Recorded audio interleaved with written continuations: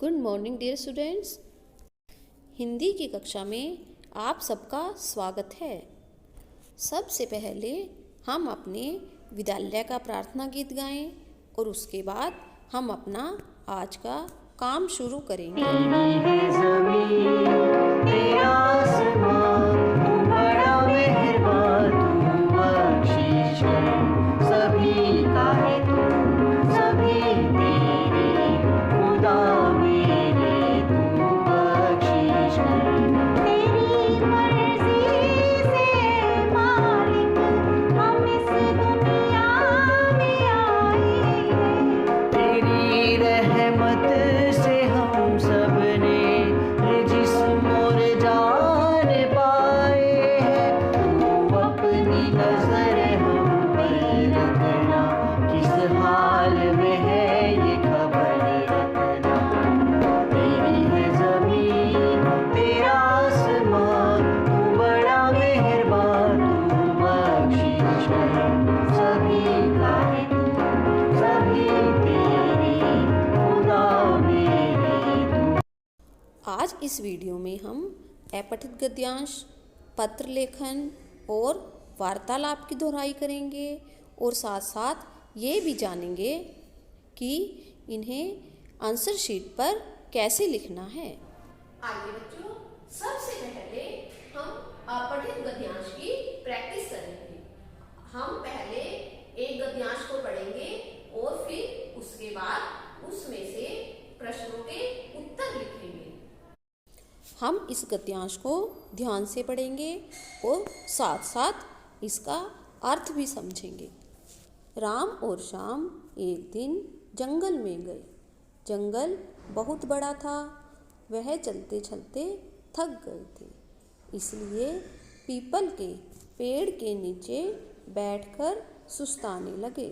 सुस्ताने लगे मतलब आराम करने लगे।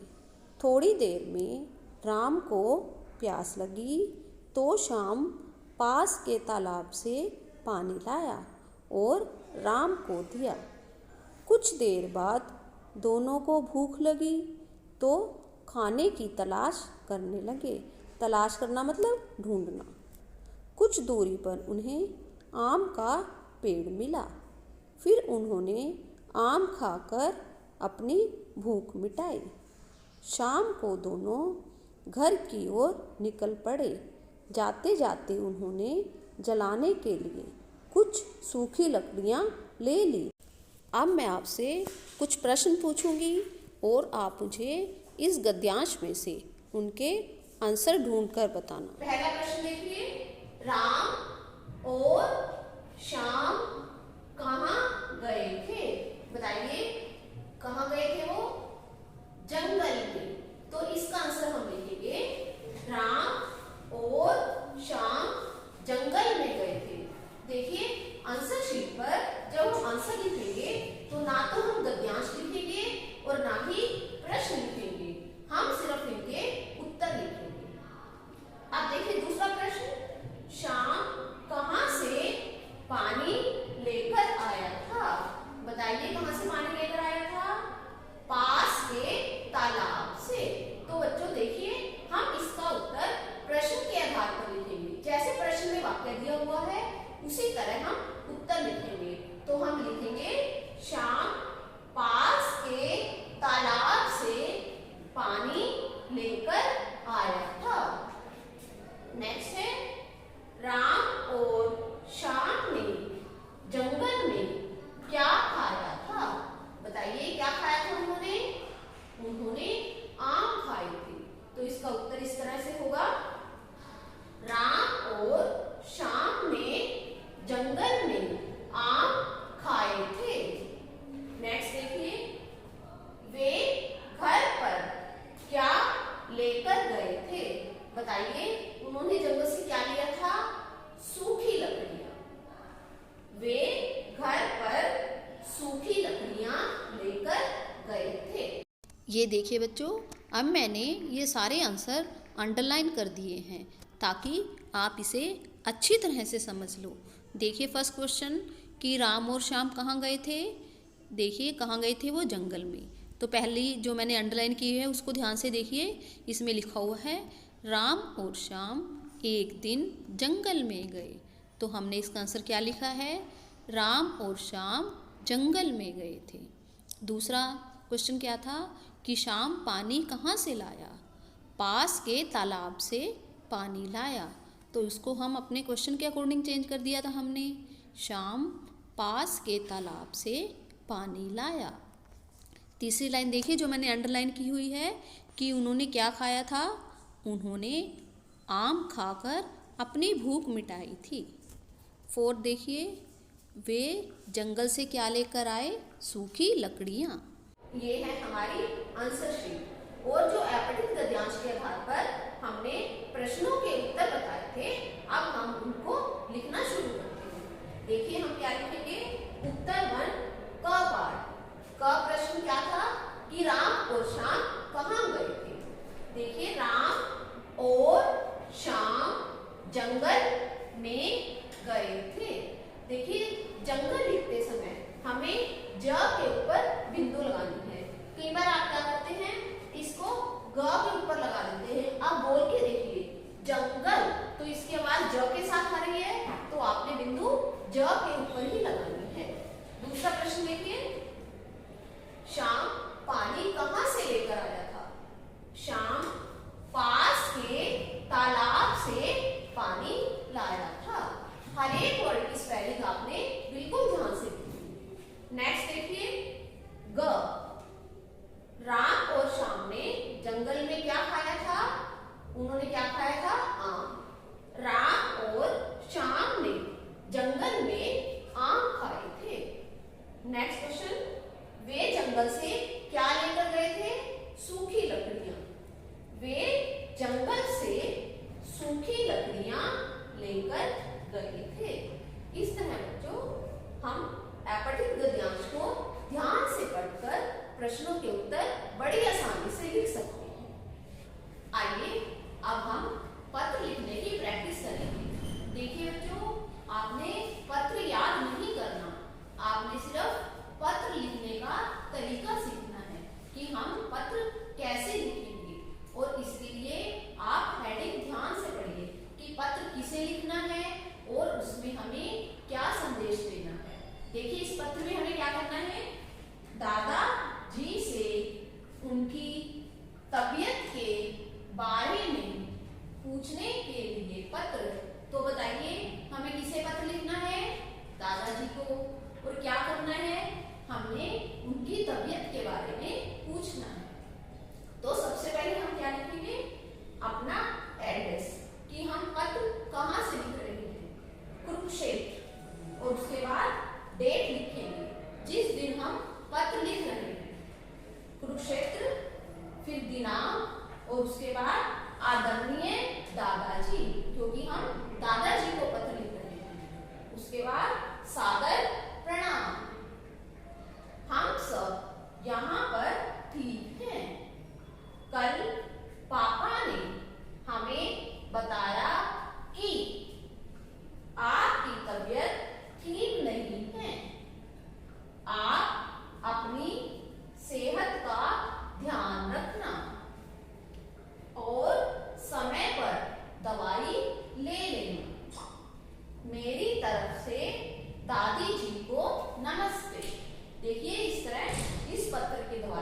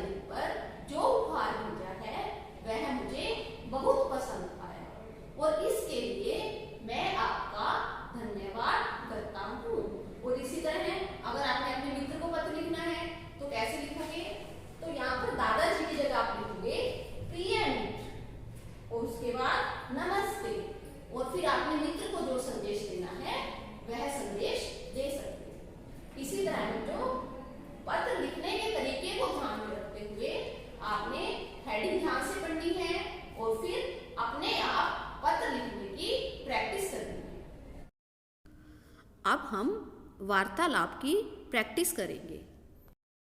ये देखिए प्रश्न नंबर 3। मिन्नी नाना जी के साथ बगीचे में घूम रही है। मिन्नी और नाना जी के बीच हुई बातचीत लिखें।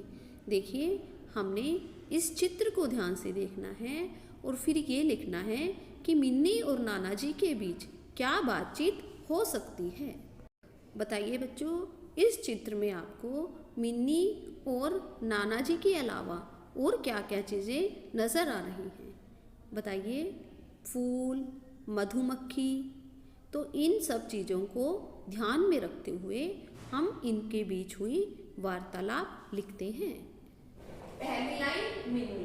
देखिए मिन्नी नाना जी को क्या कह रही है? नाना जी कितने सुंदर फूल हैं।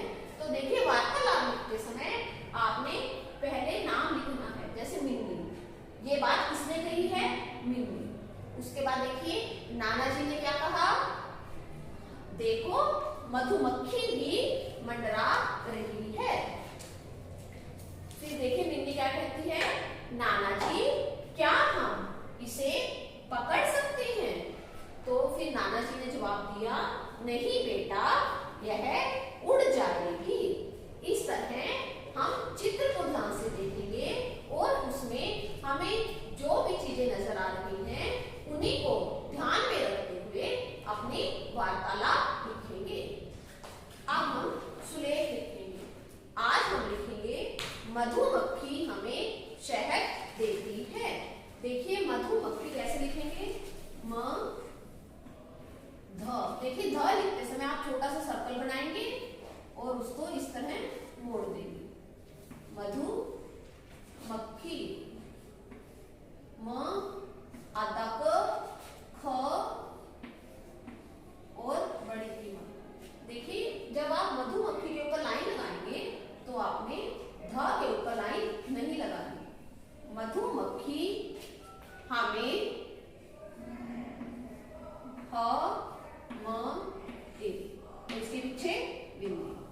मधुमक्खी हमें शहद श ह द शहद देती